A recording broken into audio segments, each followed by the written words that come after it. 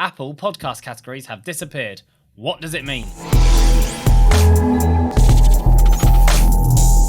What's up, One Fine Players? Welcome back to One Fine Play HQ.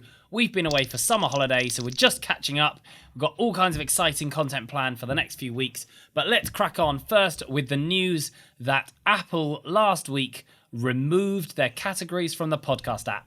Users woke up one day last week to discover that the whole of the category search function within the podcast app had disappeared. Podcast hosts had been given an email a few days before saying that changes to the enhanced Apple podcast categories are scheduled to go live later this summer, and in preparation for that, the category menu may be temporarily removed. So, what does that mean? Well, I guess there's two things. First off, the powers that be at Apple, I guess, have decided to have a bit of a reshuffle in categories and subcategories of podcasts, and the only real fair way that it seems for me that they could re-release that is to take it all offline, let people recategorize their own content, whilst the new podcasts that are hitting the app are also filtered into that. And then when that has all been sorted out and reorganized, at that point, then they can re-release the categories. Otherwise, if you were a brand new, let's say, triathlon podcast, and there's all kinds of people trying to reorganize by category, you might appear top of the podcast charts,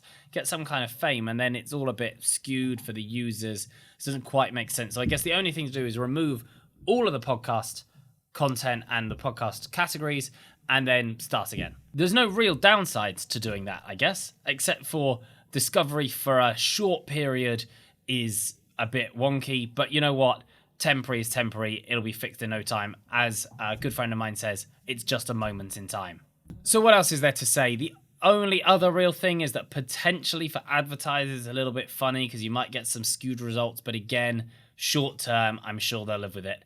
Really interesting to see that Apple are focusing on such granular detail in terms of development of the podcast app.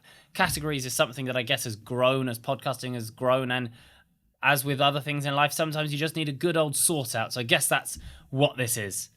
I'm excited to see how the categories and the charts shape up towards the end of the summer when this is all shaken down. And I love the fact that we're seeing commitment to what must be a key pillar of the Apple portfolio moving forwards. Okay, that's it for today. See you in the next one. Bye.